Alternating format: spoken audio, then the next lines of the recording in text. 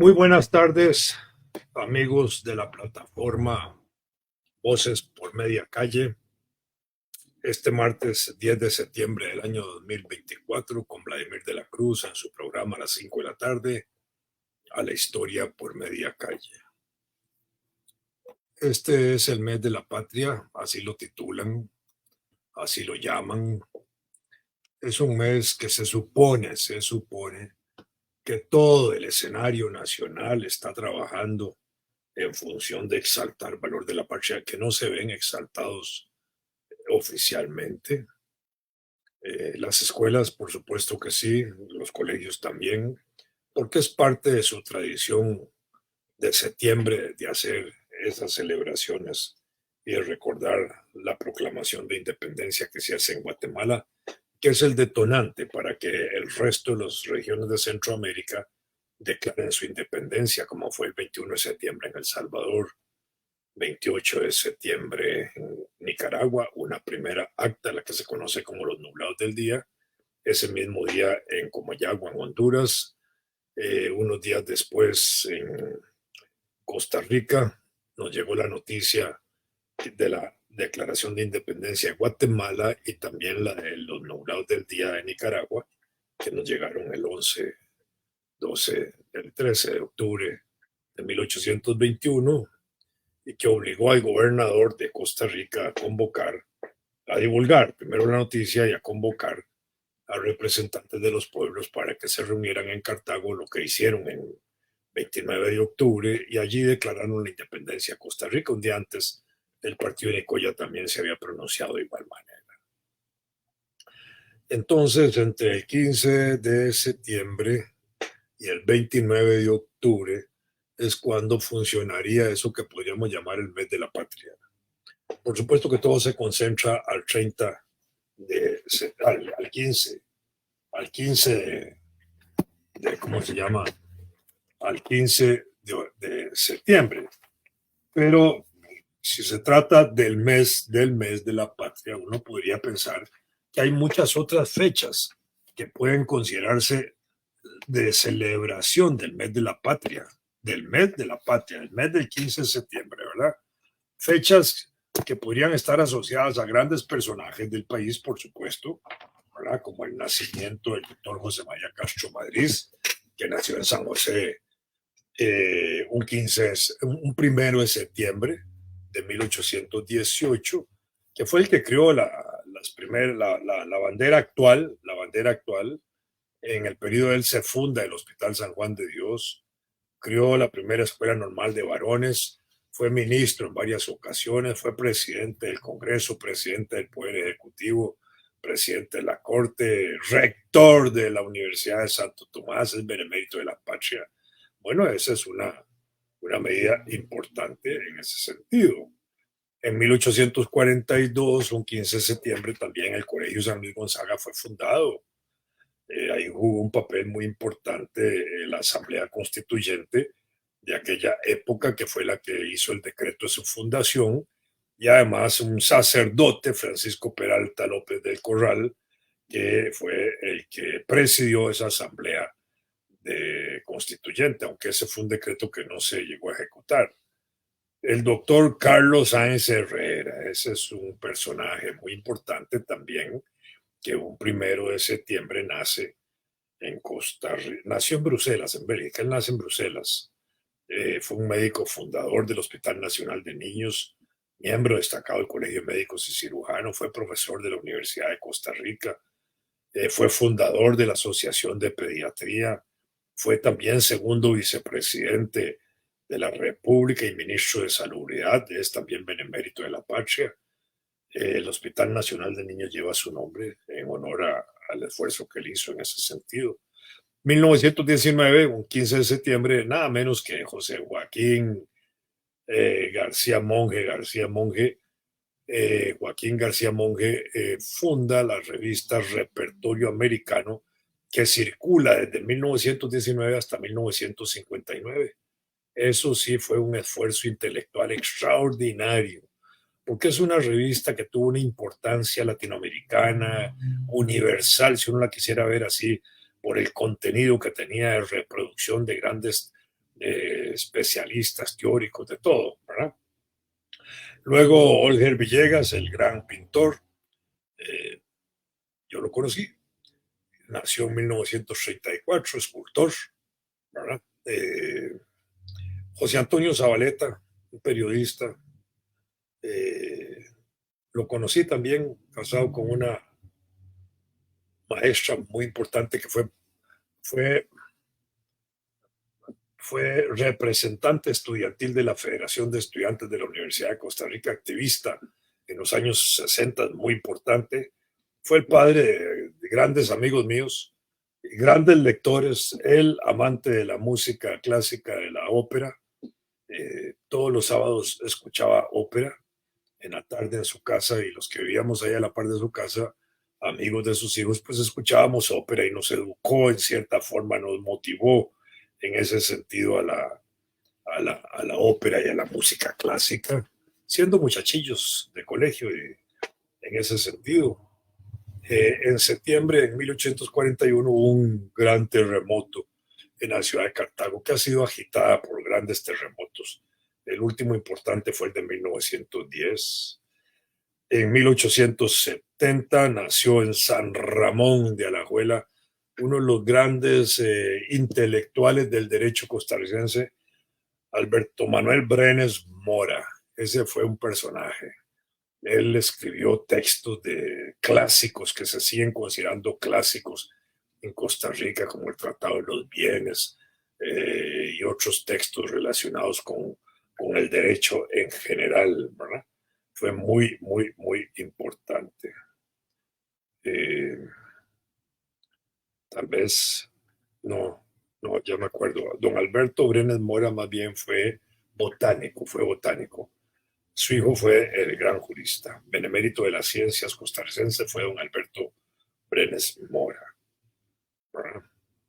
Hernán Zamora Elizondo, 1894 nació, lo conocí, escritor, director del Colegio Superior de Señoritas de la Escuela Normal de Heredia, que fue una escuela que jugó un papel muy importante en la formación de maestros en quienes inculcaban un sentimiento de apostolado del magisterio, ¿verdad? También fue director del Instituto de Alajuela, fue catedrático de la Universidad de Costa Rica, ejerció a veces como diplomático, fue miembro de la Academia de la Lengua costarricense y escritor de una gran cantidad de libros, especialmente literatura dedicada a los niños de manera importante. A veces cuando uno ve nombres de escuelas y eso, no tiene idea de quiénes fueron las personas a quienes se les dedican esos nombres. Por ejemplo, la Escuela Buenaventura Corrales, yo estuve ahí unos meses apenas, chiquitillo, en primer grado por ahí, pero Buenaventura Corrales fue un gran educador que nació en Costa Rica, aquí, por supuesto, en San José, en 1915. Fue profesor también del Colegio Señoritas, y en honor a él y a sus méritos como educador, se le puso a una escuela, Escuela Buenaventura Corrales, ¿verdad? Manuel María Gutiérrez, el compositor de esa música tan preciosa, tan bella, tan linda que tenemos nosotros, del himno nacional, que fue director general de bandas, también es benemérito de la Parcha, nació un 3 de septiembre. ¿De cuándo? De 1829, al calor y la presión del presidente Juan Rafael Mora, hizo el himno nacional, y al calor de la batalla de 1856 se inspiró e hizo también marchas patrióticas que hoy se recuerdan con gran cariño. Eh, Otilio Ulate Blanco fue declarado el 15 de septiembre de 1974 presidente de la República. Don Otilio fue un personaje extraordinario, antiimperialista en la década del 20. Todavía en los años 30 alentaba sentimientos antiimperialistas. El Partido Comunista lo consideró en posibilidad de ser candidato a la presidencia en 1939. Él no aceptó. Ya en la década del 40, en medio de la Segunda Guerra Mundial, digamos, se hizo más conservador políticamente, se hizo anticomunista, lo que no era antes de 1939. Le tocó cubrir la Segunda Guerra Mundial, el final de la Segunda Guerra Mundial, como corresponsal allá en Europa, y él fue el que se trajo esa idea de no le compre, no le venda, no le hable a los comunistas. que divulgaba desde su periódico, ¿verdad? A propósito de la letra, de la música del himno nacional que había hecho Manuel María Gutiérrez un 3 de septiembre también de 1979, en época de Carazo, se oficializó por decreto ejecutivo la música del himno nacional y se le hicieron unos ligeros cambios, ¿verdad? Como debe ejecutarse. La letra de la música actual del himno nacional la había hecho José María Celedón Brenes, que era también el suegro, nada menos me parece que el suegro, el abuelito de la esposa el presidente Rodrigo Carazo, ¿verdad? En 1836, un 4 de septiembre, Liberia adquirió la, el título de ciudad. Esos son títulos que se decretaban por volumen de personas y otras cosas, ¿verdad? Bernardo Augusto Til fue un sacerdote de origen alemán que llegó a Costa Rica. Fue consagrado como segundo obispo de Costa Rica el 4 de septiembre de 1880. Fue un hombre que hizo estudios muy, muy importantes de las comunidades indígenas, de sus viajes que hacía a las regiones de Talamanca y eso. Fue masón, participó de la logia masónica en el Museo Masónico que se llama Rafael Obregón Loría.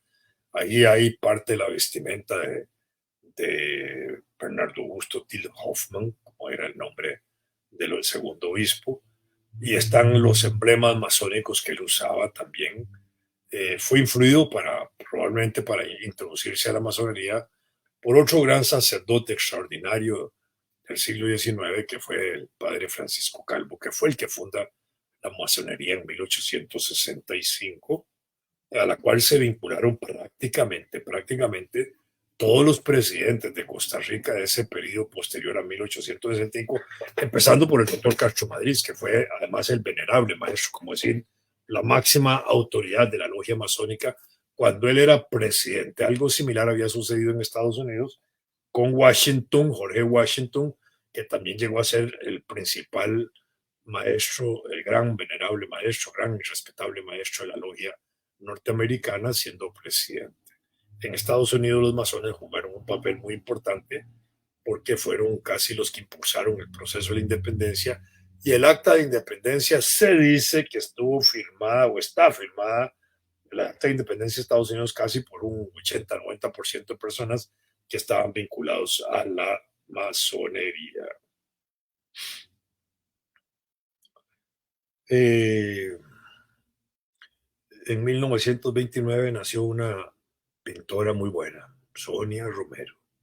Fue casada con Enrique Benavides Chaverri, gran abogado criminalista que había sido comunista, laboralista del derecho laboral en los años finales 39-40, impulsó la, la discusión sobre un código de trabajo, escribiendo una serie de artículos en el periódico semanario del Partido Comunista que se llama Trabajo. Durante varias semanas ahí escribió él la importancia de la legislación laboral, un hombre extraordinariamente inteligente. Después fue director de la página 15 que se llamaba, del periódico La Nación, donde participaban intelectuales y escritores nacionales bajo digamos, el cuidado y atención de Enrique. Él tenía su propia columna, que era una columna indiscutiblemente leída por todos los sectores políticos del país, ¿verdad? En Vázquez de Coronado, el conquistador de Costa Rica, que llegó a Nicoya procedente de León de Nicaragua, que continuó ahí metiéndose por la zona esa de Punta Arenas y la zona donde existió una vieja ciudad que se llamó Garci, disculpen, Garci Muñoz. Fue también alcalde mayor de Costa Rica. En 1562 estaba en el Valle Central, ¿verdad? Y ahí llegó un 6 de septiembre, cuando llegó a Nicoyas en 1562. Poquito tiempo después estaba en el centro del país, fundando prácticamente Cartago. ¿Qué más podemos decir de septiembre? Es que hay tantas fechas importantes en este periodo. José Fidel Tristán Fernández, un gran educador que fue director del Liceo de Costa Rica también, del Museo Nacional, fue un investigador de muchos méritos. Eh, Nació también en septiembre, un 6 de septiembre de 1874. Carlos Salazar Herrera, otro escritor, escultor, dibujante, que fundó la universidad, la radio de la Universidad de Costa Rica, allá por 1946. Tiene un libro precioso que se llama Cuentos de Angustias y Paisajes, que tuvo el premio. Él también fue premiado, Premio Magón, que es el máximo reconocimiento que se le hace en la cultura a una persona en Costa Rica. Don Carlos Salazar Herrera nació en 1906. Eh, Fadrique Gutiérrez, escultor, pintor, político, arquitecto, militar, gobernador de la ciudad de Alajuela, nació en Heredia en 1841. A él se le debe ese monumento que hay en Heredia que se llama el Fortín. El tirano, el dictador de Costa Rica de 1919, el golpista de Estado, que era ministro de Seguridad de Alfredo González Flores, le dio un golpe de Estado en 1917. Federico Tinoco nació justamente también un 7 de septiembre de 1931. Perdón, él no nace en ese periodo, él muere más bien el 7 de septiembre de 1931 en París. Él había ejercido el gobierno desde el 17 al 19 por golpe de Estado, fue destituido ahí, tuvo que renunciar, se fue, huyó y se fue a vivir a Francia. Todo ese tiempo él había estudiado en Francia, había estudiado en Europa, se había desarrollado como militar en Europa, de manera que ahí fue. En 1970 se declaró Parque Nacional de Cahuita en Limón. Al Parque Nacional, a Cahuita se le declaró Parque Nacional. De ahí se desarrolló una política muy importante de parques nacionales, reservas de conservación, como la de Candoca y todas esas que ahora están siendo brutalmente explotadas, saqueadas, robadas, destruidas por los intereses económicos de la gente que está alrededor del gobierno, que lo que han hecho es un asalto público de las riquezas naturales de nuestro país, tratando de quitarle las protecciones legales que tienen para hacer grandes negocios. Algunos dicen que relacionados con turismo, cuando limpian ahí esas zonas y crean ahí pistas, en esas zonas uno no sabe si son pistas para el turismo o pistas para el narcotráfico, porque todo eso se puede mezclar. Es una situación verdaderamente vergonzosa lo que pasa en esas zonas del Atlántico, ¿verdad? Y en otras zonas del país parecidas, porque está también el Golfo Dulce y la zona del oro de Golfo Dulce que quieren sacar de Corcovado y otras zonas. Es decir, lo que hay ahora son asaltantes en el gobierno, asaltantes de las riquezas naturales del país, de nuestro patrimonio nacional histórico, etcétera, ¿verdad? Quieren cambiar los símbolos nacionales, los valores nacionales, los emblemas de las instituciones culturales, todo. Están destruyendo la, la idea de Costa Rica, la idiosincrasia de Costa Rica en el sentido de como le hemos conocido, porque están tratando de crear un nuevo valor de Costa Rica. Incluso ese escudillo que tratan de meter ahora como un escudo nuevo de identificación del gobierno que sustituye los símbolos tradicionales de las instituciones, es un símbolo sin contenido, un símbolo que presenta una Costa Rica amarilla, para decirlo gráficamente, talada, como me imagino que el presidente y sus amigos quieren que se tale todo el país para negocios que tienen que ver, si no con madera, con otras artes de los negocios de este país, ¿verdad? 1971, ese brigadier de inicios de la independencia, Gregorio José Ramírez Castro, que fue tan importante para definir los días de independencia de Costa Rica, fue declarado benemérito de la patria, ¿verdad? Eh, Juan Mora Fernández, primer jefe de Estado, 8 de septiembre de 1824, fue elegido como primer jefe de Estado y ocupó ese cargo hasta 1833. Ese fue un rasgo de los más importantes porque marcó una pauta de desarrollo nacional. Con él empezaron casi 10 años de gobiernos en manos de un educador y sentó un trillo, una ruta, un sendero en el cual la mayoría de los jefes de Estado y los presidentes de la República han sido educadores, abogados, médicos, periodistas, civiles, de excepción militar, de excepción militar. Bueno, Juan Mora Fernández fue ese hombre extraordinario que incluso impulsó la educación temprana con apoyo en las municipalidades y que señalaba que esa educación desde finales de la década de 1820 debía estar abierta no solo a niños, sino también a niñas, es decir, hombres y mujeres. Eso es muy importante, ¿verdad? Cuando se cumplieron los 50 años, quincuagésimos y 50 años del Colegio de Señoritas, en 1998, se hizo un congreso aquí en Costa Rica, que fue un congreso de especialistas en educación, pero fue un congreso femenino de educadoras de todo el continente. Eso que yo recuerde no se volvió a hacer en Costa Rica.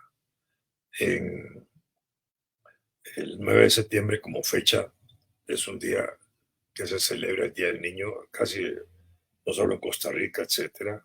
Bernardo Augusto Til, ese hombre extraordinario, sacerdote, que también hizo la Carta Pastoral número 30, allá por 1891-93, más bien, eh, reproduciéndolo, digamos, en términos costarricenses, la encíclica Rerum Novarum se pronunció a favor de la huelga, de la organización sindical, de un justo salario. Cuando se pronunció sobre el justo salario, el presidente José Joaquín Rodríguez dijo que el obispo no debía hablar de esos temas porque eran temas económicos que le competían solo al Estado. Cuando habló de la organización a la huelga y al derecho a la huelga y a la organización sindical, el presidente Rodríguez le dijo que tampoco debía hablar de eso porque lo que estaba haciendo era promoviendo el comunismo en Costa Rica, lo cual quiere decir que en 1893 las ideas del comunismo ya se conocían en Costa Rica, incluso en sectores de la clase gobernante, y que les aterrorizaba o les preocupaba que esas organizaciones sindicales, esa lucha por la organización sindical y el derecho de huelga de los trabajadores pudiera establecerse en el país. Bueno, el obispo Til lo defiende porque también lo defiende la carta pastoral del Papa Rerum Novarum, que quería decir de las cosas nuevas, pero que hablaba de cosas viejas para el movimiento sindical, porque esas luchas sindicales venían dándose mucho tiempo atrás, ¿verdad? Una gran educadora, María Eugenia Dengo Obregón, hija de Omar Dengo, nació justamente en Heredia en 1922, escritora, fue decana de la Escuela de Educación de la Universidad de Costa Rica, fue ministra de Educación, es una ministra de Educación en época de Rodrigo Carazo, me parece, y además fue la mujer de más alto rango en la logia masónica de mujeres de Costa Rica. Era también masona. Ah, mujer extraordinaria, inteligente.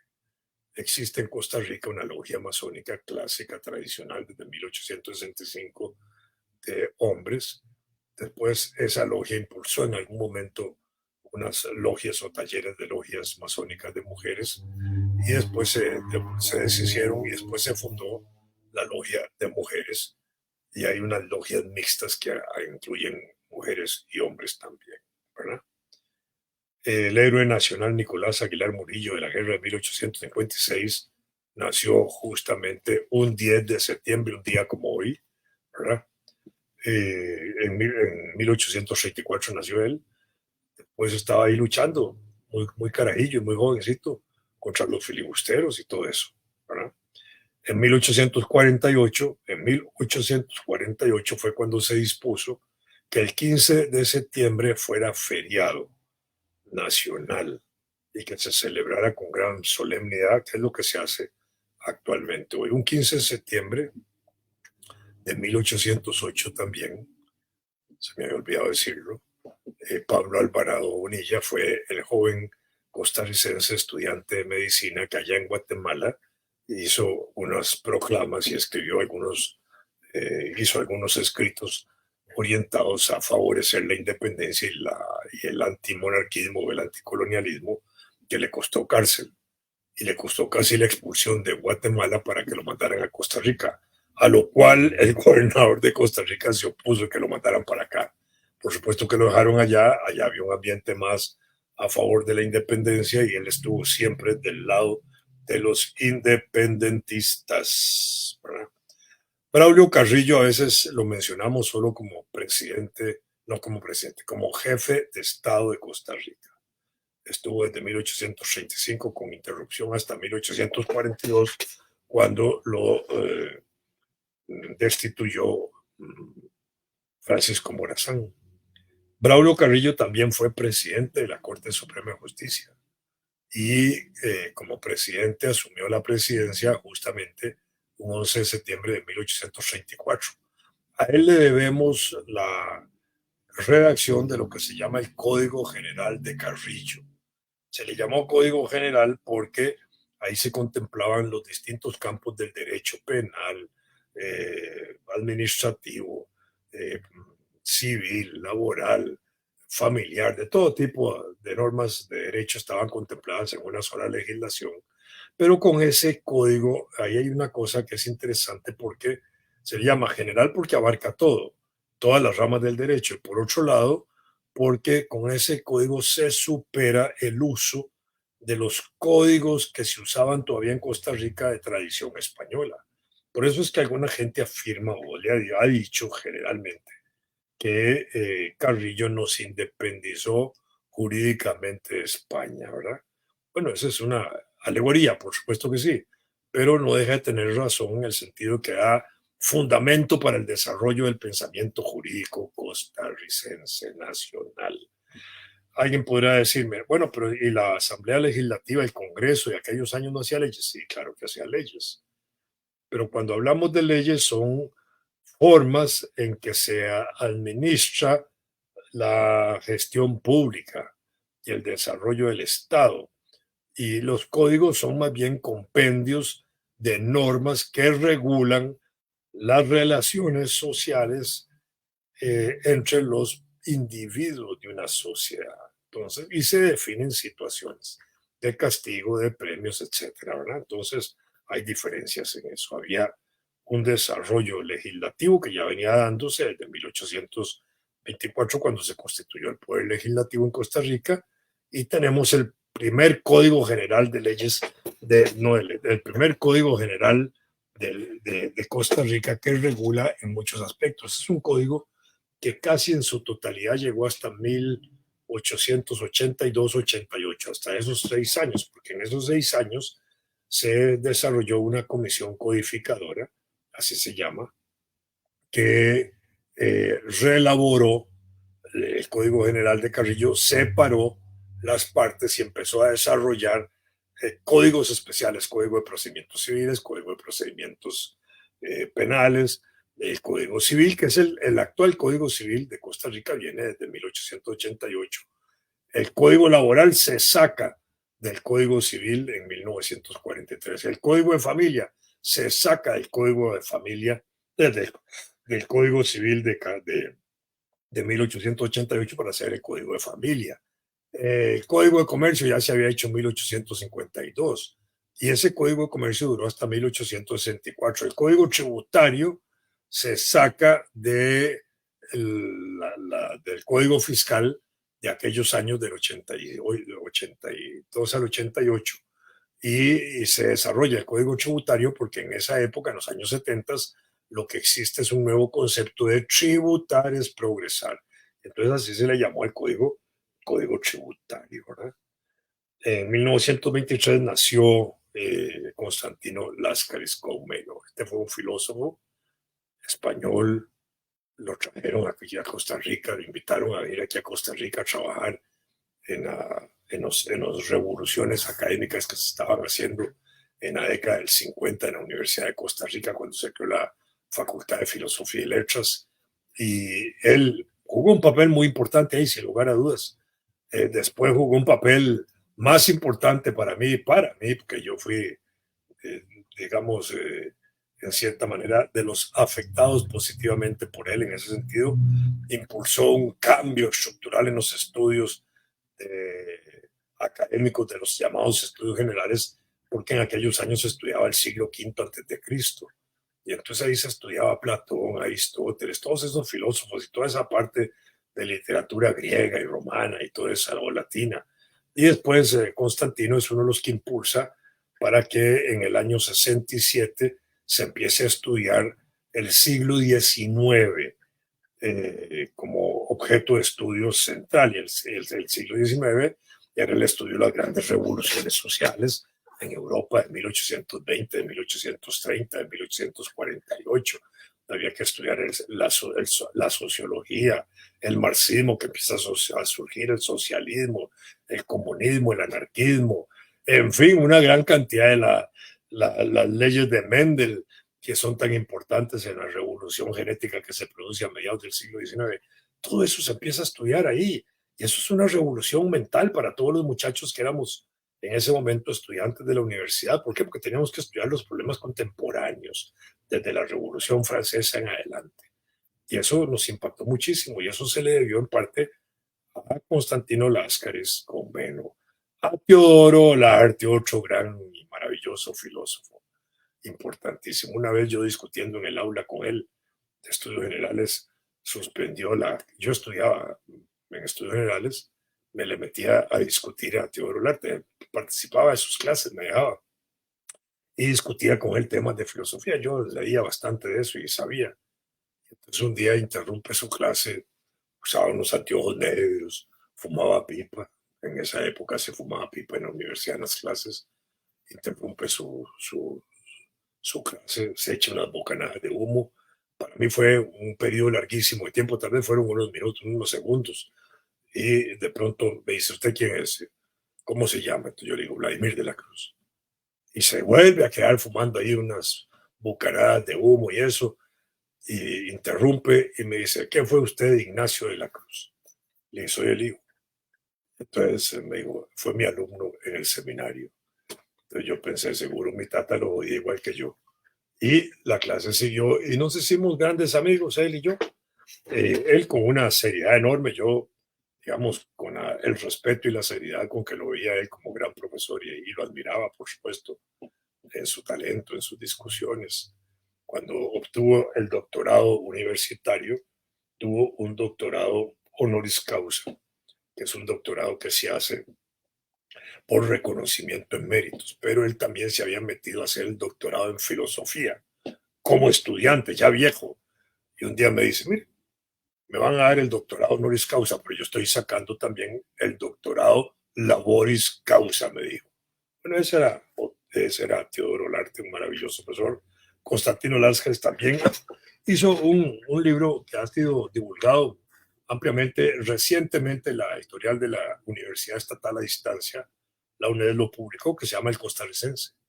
Ese es un libro donde él, con sus observaciones de filósofo, de sociólogo, en fin, de la malicia que tenía como intelectual, valora la sociedad costarricense a la que había llegado a mediados de la década del 50 y empieza a escribir rasgos de los costarricenses y es una pintura, a veces caricatura, pero es una pintura de los costarricenses muy bien hecha, con gusto, con buen idioma, buen lenguaje que lo manejaba muy bien. Era un extraordinario hombre, publicaba con frecuencia en el periódico La Nación, ¿verdad? Alguna vez me dedicó una página completa a mí por dirigente estudiantil y por director de huelgas que yo hacía. Ahí está. En fin, al final terminábamos siendo buenos amigos. Un día, hablando de filosofía, en el concepto de la filosofía clásica que él usaba, me dice, mire, Vladimir, dígame cuál es la meseidad de la mesa. Carajo, y yo me quedo viendo aquella cosa, aquella palabra, porque lo que me estaba preguntando era, ¿qué es la esencia de una mesa? ¿Cuál es la esencia de una mesa que hace que esa mesa tenga un concepto universal? Que cuando usted habla de una mesa, se las imagina de cualquier forma y en cualquier parte del mundo. Ese era un tema de discusión con doctor Láscaris, ¿verdad? y así ponías sus banderillas como para que uno pensara, uno divagara, uno reflexionara, uno discutiera con él. Le gustaba a él y a otros profesores de su talla tomar café con nosotros sentados en las sodas.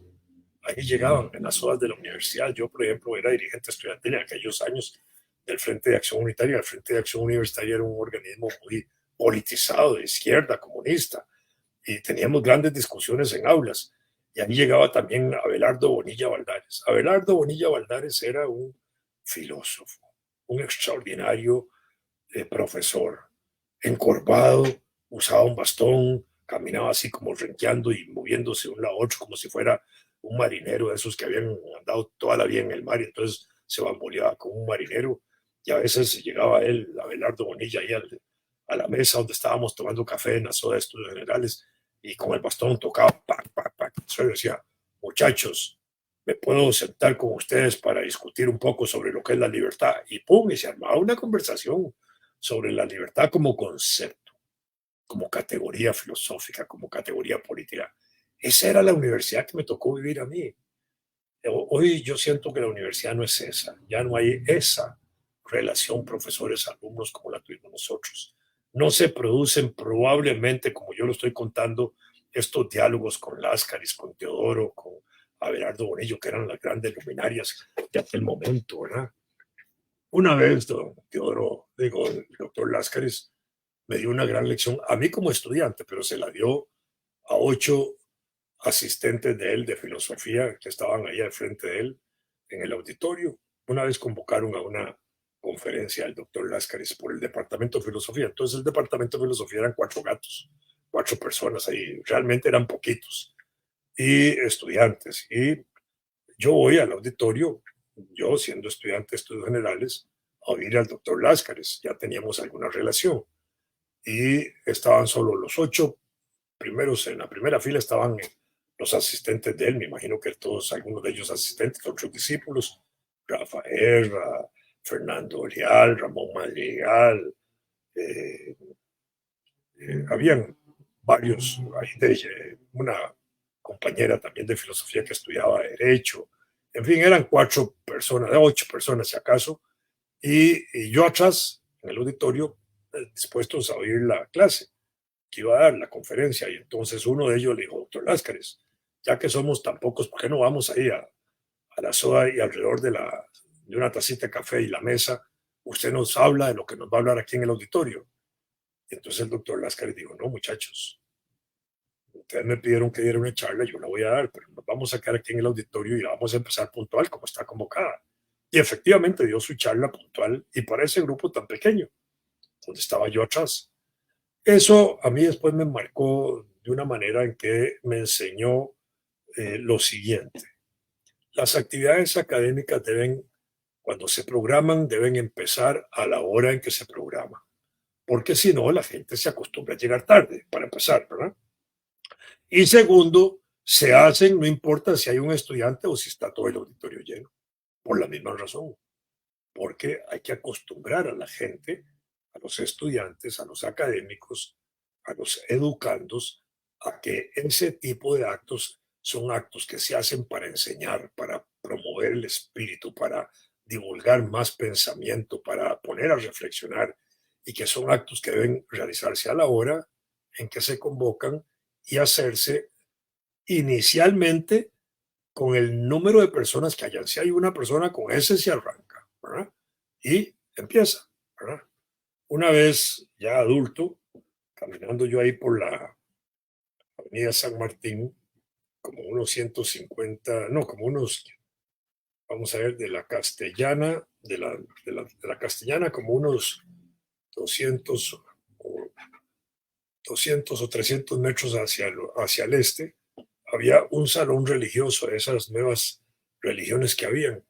Y yo iba caminando ahí por la acera y de pronto veo a una persona echándose un sermón ahí, echando un discurso, y estaba el auditorio vacío. Y él lo hacía con una rigurosidad y yo me quedé oyéndolo cerca de 5 o 10 minutos para ver si era un ensayo, ¿no? Y después me di cuenta que no, que él estaba haciendo su discurso y no había nadie en el salón. Y me acordé yo de Láscares. Dije, este hombre también está dando una lección importante. Le dijeron, hable a tal hora, ya no haya nadie en el salón.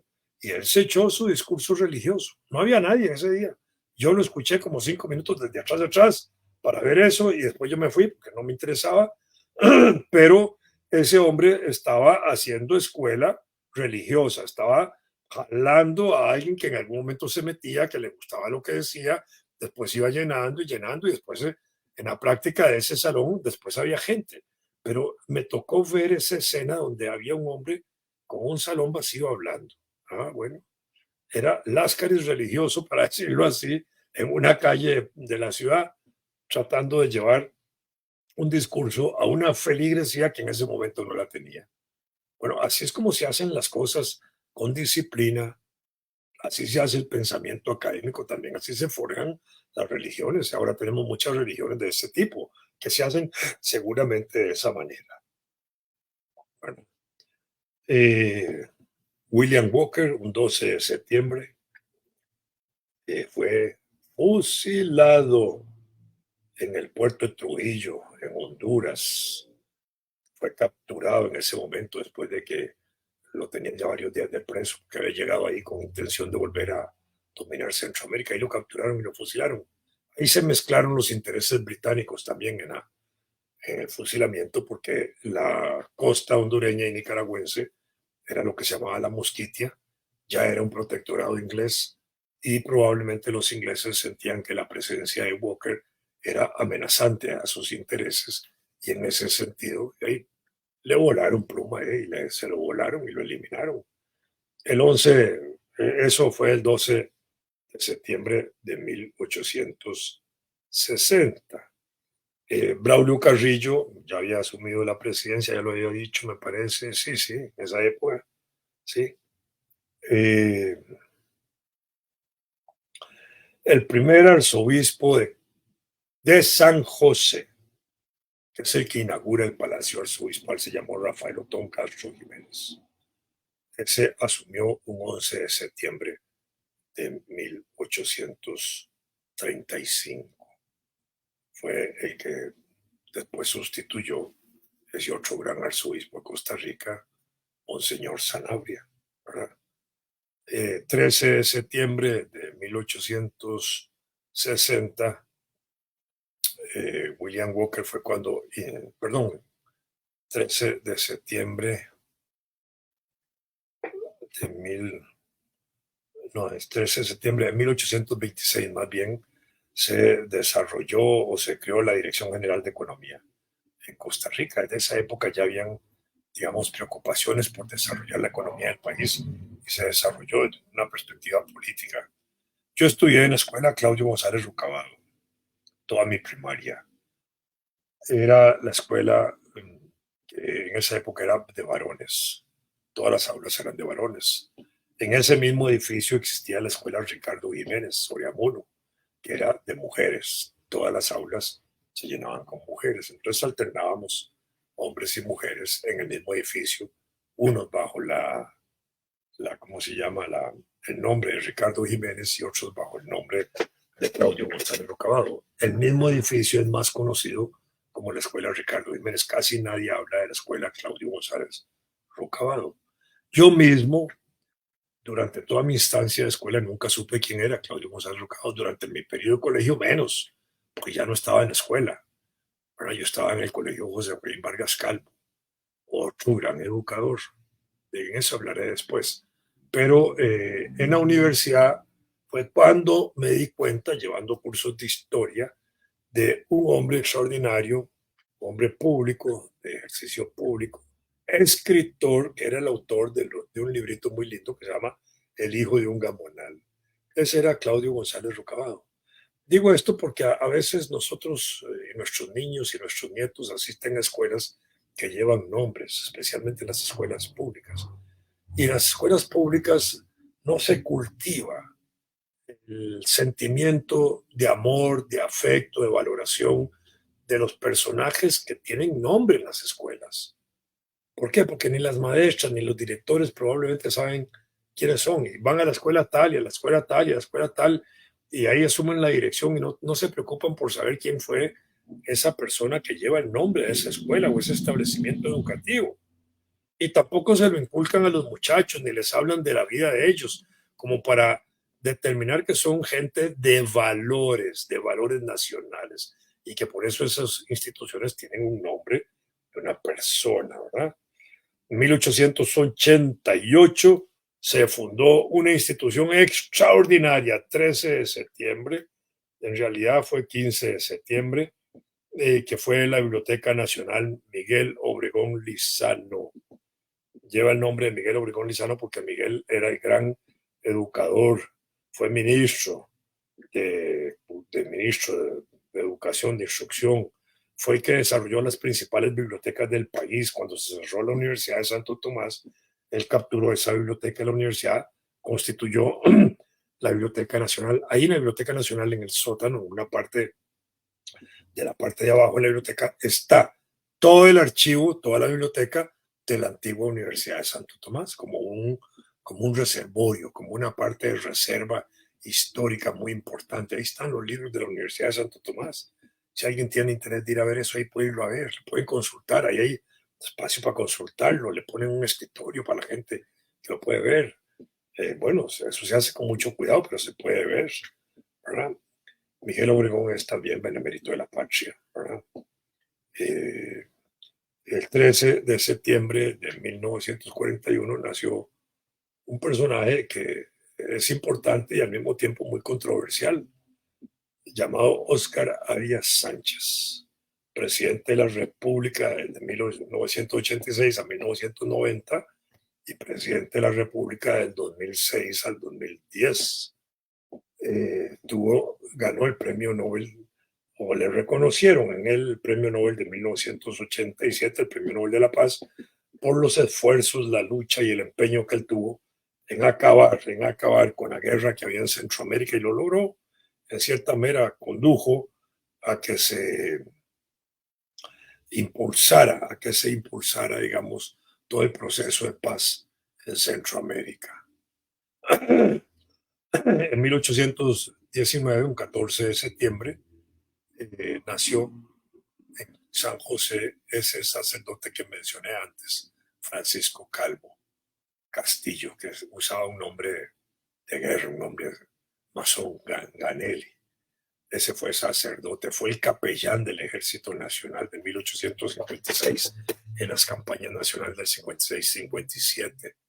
Con él, que fue a la guerra como jefe de los sacerdotes, la iglesia participó también con varios sacerdotes, fueron casi una decena de sacerdotes acompañando a la tropa en sus distintos batallones y destacamentos militares.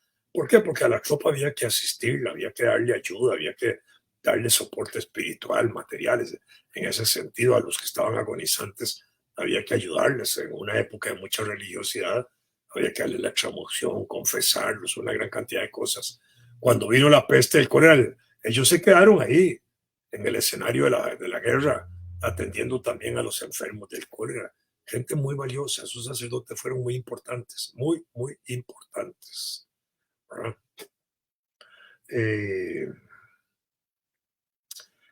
Cuando en 1860 el presidente Mora, que había sido derrocado en el 59 por el grupo de los Montealegre, por Máximo Blanco, por Lorenzo Salazar, que eran militares de la guerra del 56 y lo obligaron a marchar al exilio.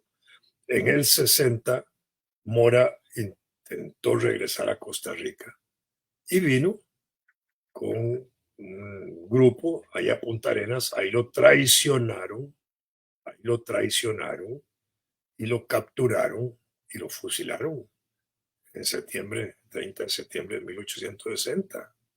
Pero en ese momento, en 1860, también se levantó contra el gobierno del doctor José María Montealegre Fernández, Ignacio Arancibia, que era un militar chileno, que se sublevó desarrollando trincheras ahí en Angostura, Punta Arenas, para facilitar la llegada de Juan Rafael Mora Porras. No se logró, pero ahí hubo una sublevación en favor de él, ¿verdad?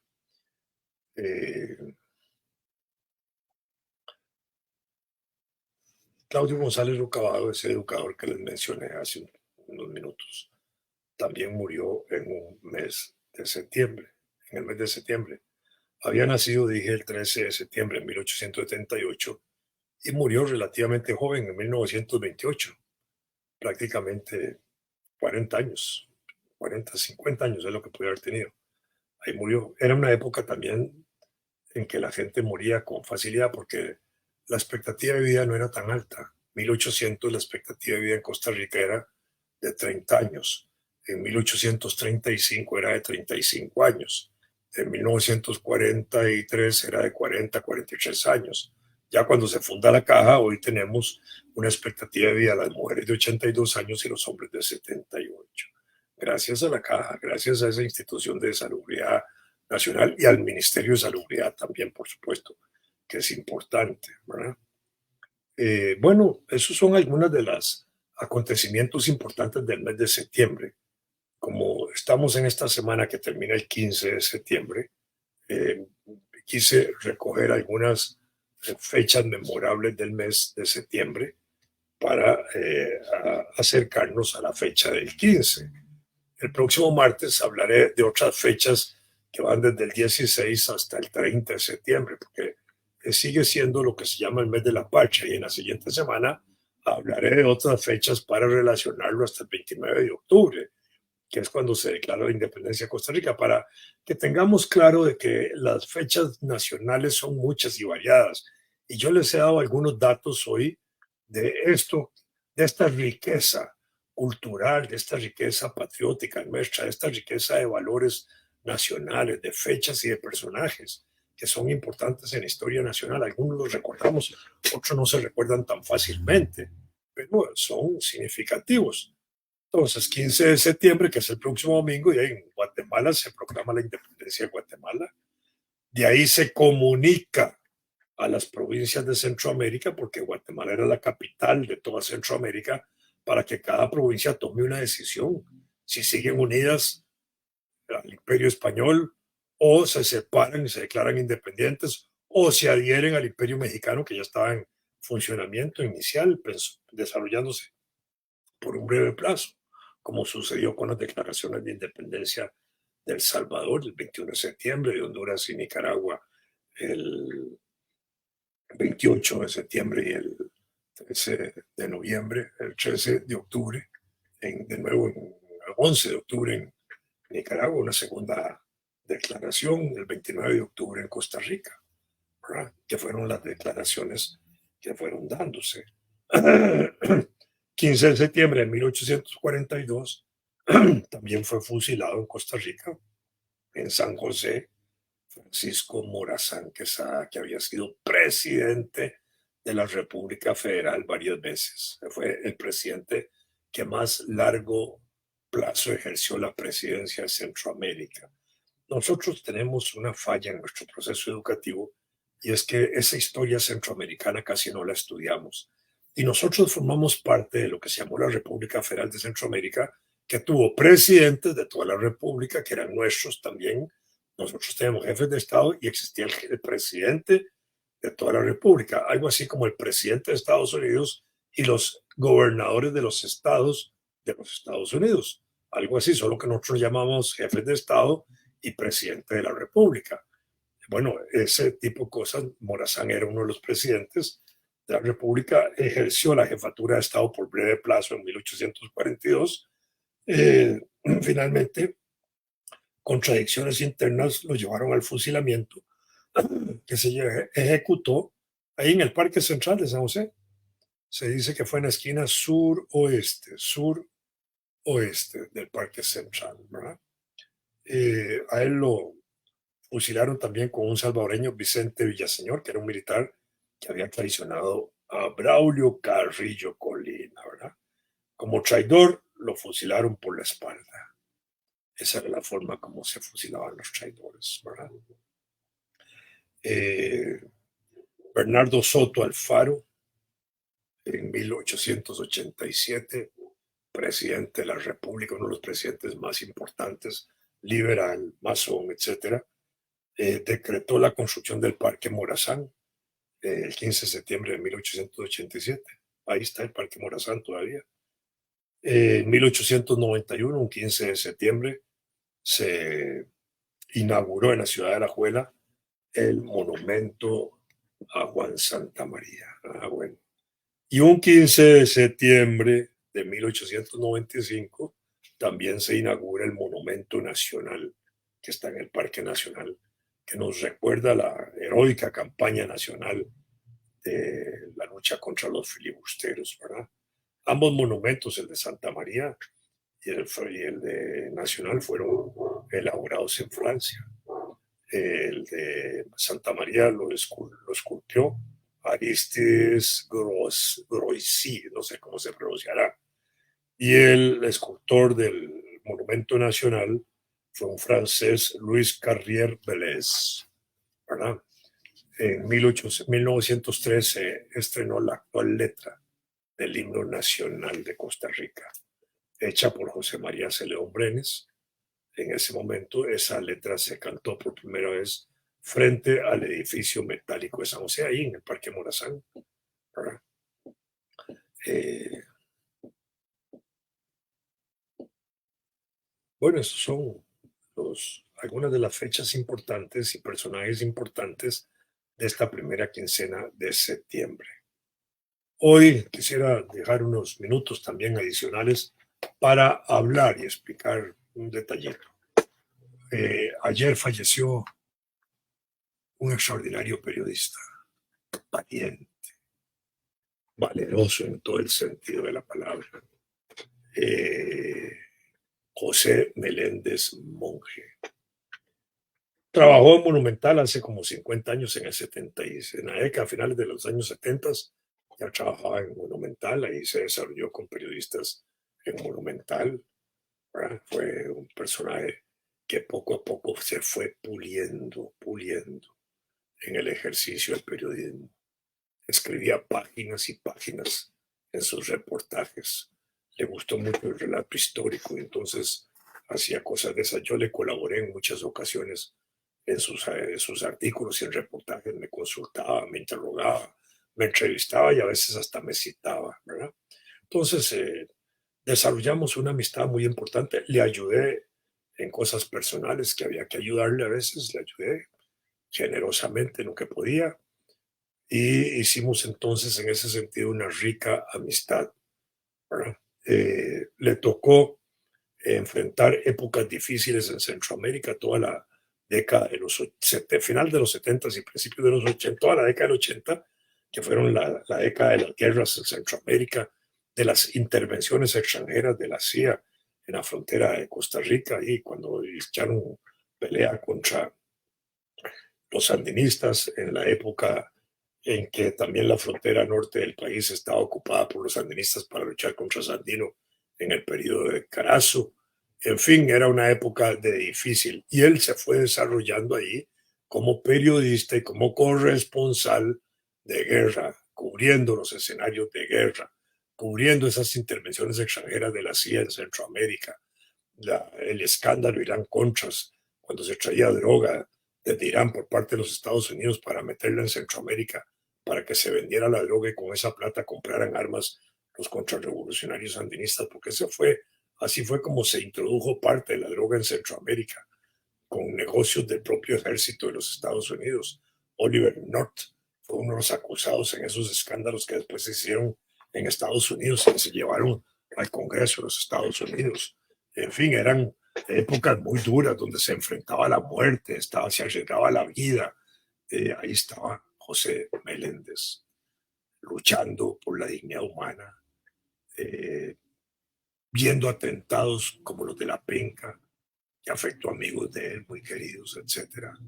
Se curtió, se desarrolló, se pulió en la vida dura del periodismo. La vida de los periodistas es dura, no es una vida fácil.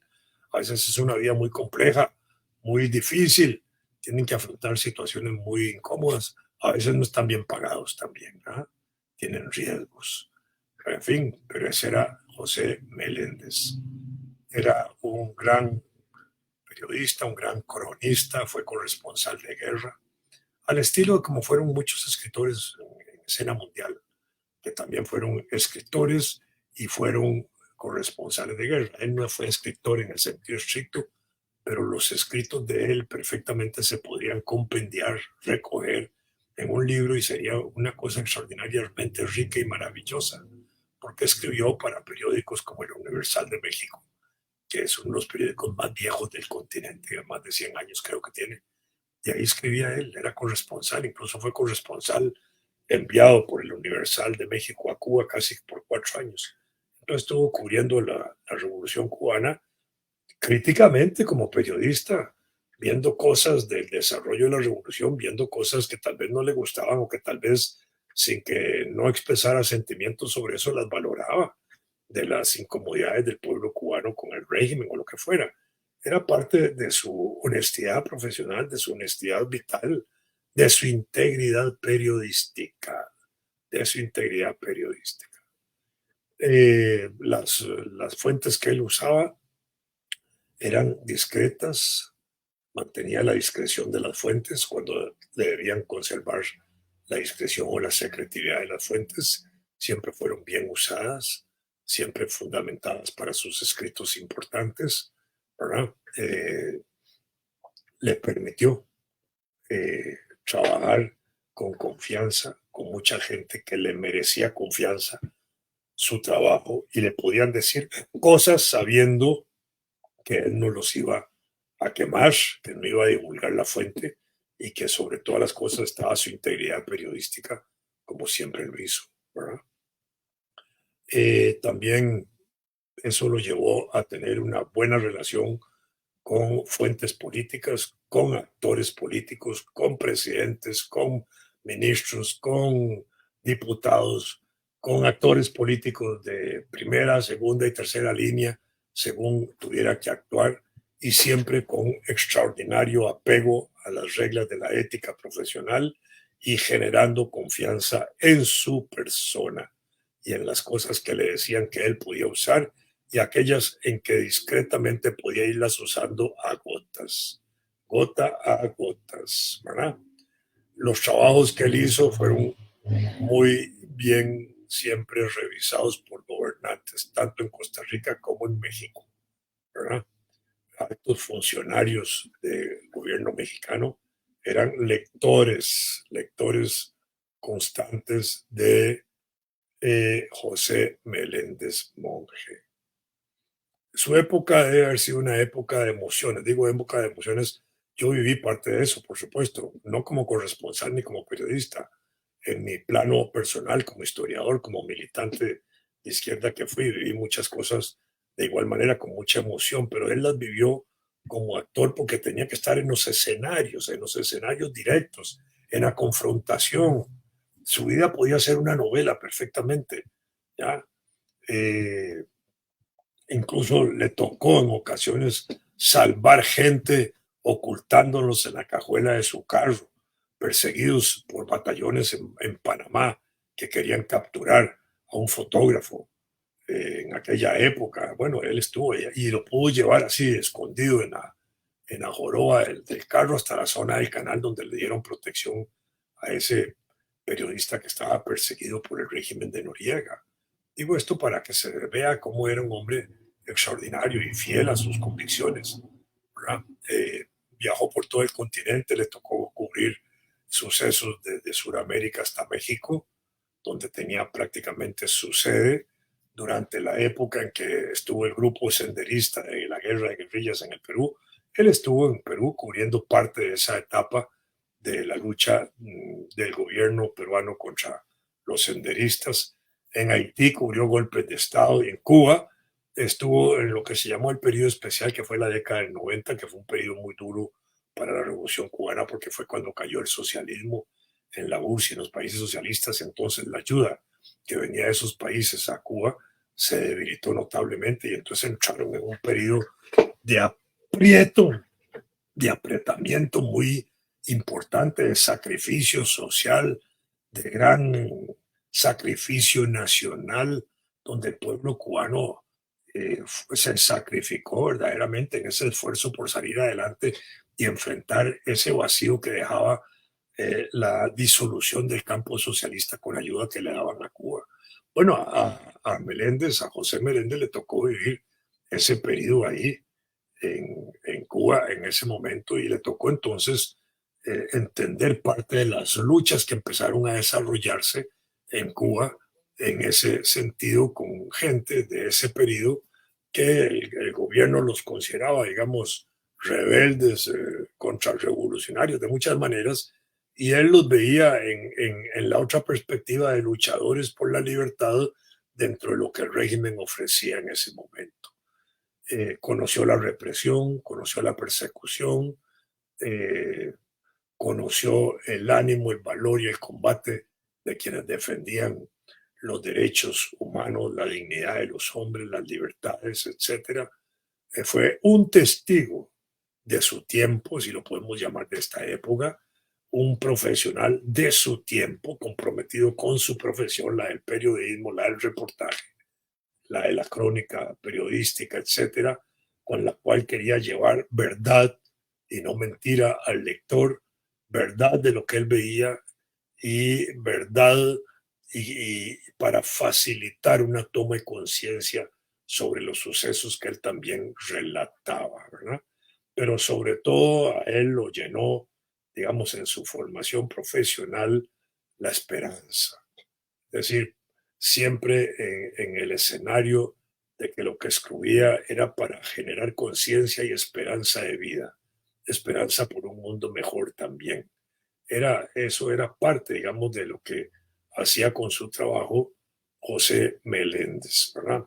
Incluso se cuenta que él alguna vez intentó embarcarse en una balsa desde Cuba hasta los Estados Unidos como experiencia narrativa, periodística, y lo hizo.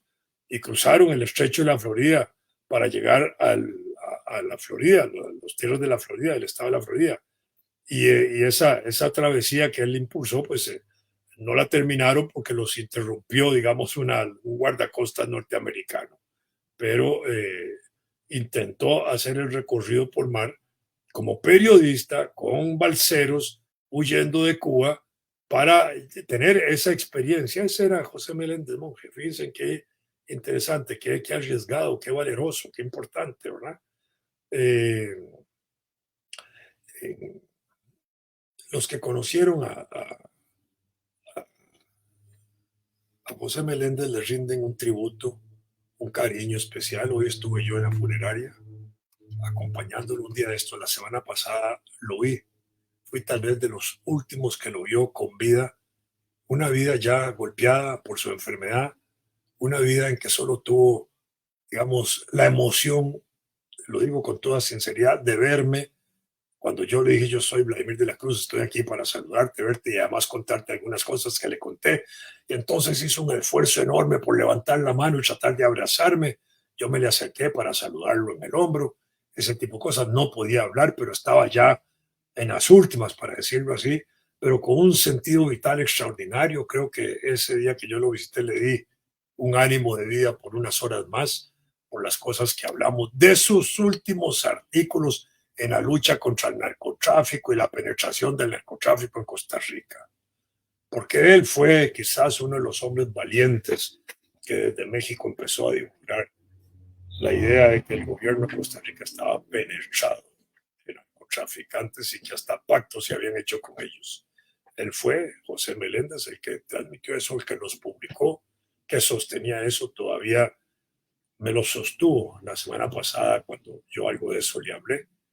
Y confiaba, por supuesto, en que lo que él me había dicho antes de su enfermedad también era válido, porque cuando yo me sumé a la crítica de él a principios de este año, que produjo algunos ataques del gobierno, lo había hecho con conciencia, con la sabiduría que me daba la investigación de José Meléndez, que lo único que el gobierno hizo fue acusarla de patraña, ¿verdad? Pero que seguía siendo una información válida y que en sus consecuencias importantes provocaba cambios en el aparato de la lucha contra las drogas en Costa Rica, que no era para combatirla, obviamente. Bueno, ahí se fue Meléndez como un gran luchador de reportero luchador contra el narcotráfico en la región y en Costa Rica, lo que le ocasionó amenazas de muerte, lo que le ocasionó amenazas de persecución o represión a su familia también, ¿verdad? Era parte de los riesgos de su vida, por supuesto, y él lo asumió hasta su muerte, ¿verdad? Así fue, Guillermo, José Meléndez, así lo conocí yo, con una amistad larga, intermitente, por ratos muy intensa, por ratos muy alejada, muy intensa. Cuando requirió ayuda se la di, cuando me pedía ayuda también se la daba, tipo académico, histórico, para sus reportajes, siempre estuve yo presente en él, muchas veces hizo reportajes con información que yo le facilitaba o le ayudaba a entender o a comprender mejor o a darle datos, que era parte, digamos, de mi formación profesional de historiador. Tuvo una hija, Camila, ¿verdad?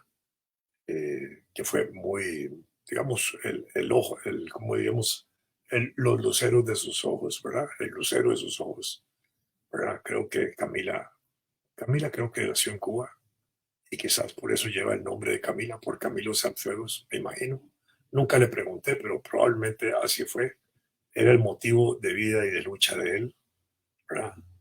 Eh, bueno, fue valiente, un escritor valiente, un escritor ejemplar. Toda su obra principal está publicada en el Universal de México, ¿verdad? Donde se muestra siempre la Centroamérica de combate, la Centroamérica de la lucha por la libertad y la democracia, la Centroamérica hoy amenazada por la criminalidad, por las organizaciones criminales, por el narcotráfico, por la injusticia, por la desigualdad, la exclusión y la marginalidad social. Esa era la Centroamérica también de José Meléndez, que le impactaba, que la abordaba con la intención de darla a conocer cada vez mejor. Se nos fue José Meléndez, se nos fue un buen amigo, se nos fue un gran escritor, se nos fue un gran periodista. Eh, Hoy le rendí homenaje breve, acompañando sus restos en la capilla y en el Paseo Colón, en la funeraria La Solidaridad, diagonal a Pizza Hut. Ahí lo van a tener hasta mañana. Hoy el auditorio, ahí donde estaba el cuerpo de él descansando, estaba eso lleno de periodistas de Costa Rica, los viejos periodistas. Ahí estuvieron, hoy llegaron ministros, exministros, llegó gente que lo admiraba, lo quería, llegó gente de seguridad que ha tenido que ver con la seguridad del país, no menciono nombres, ahí llegaron a verlo, a despedirse de él, a agradecerle quizás la discreción que tuvo con ellos, ¿verdad? A confiarle en pensamiento quizás y asegurarle que lo que ellos le dijeron era válido y que con su muerte eso no iba a acabar, que iban a mantenerse las banderas de la lucha contra el narcotráfico en la región y en Costa Rica particularmente, ¿verdad? Eh, Tenemos que decirle gracias, José Meléndez. Hiciste escuela periodista, hiciste gran periodismo, hiciste gran reportaje, hiciste grandes crónicas, pero sobre todo diste una vida en la lucha por la verdad desde los periódicos, una lucha por una democracia más sana, por una democracia más justa, por una democracia que el pueblo la pudiera vivir con mayor felicidad. Mi afecto será siempre para José Meléndez, un gran amigo, un compañero, informante para mí. Él me daba información a mí válida. Siempre confié en las cosas que yo he dicho del narcotráfico, en las cosas que él me dijo a mí. Obviamente, él tenía las bases para decirlo con toda la credibilidad con que se puede tener en un periodista que ejerce su profesión con honestidad, con honradez y en procura de la verdad. Muy buenas tardes, amigos.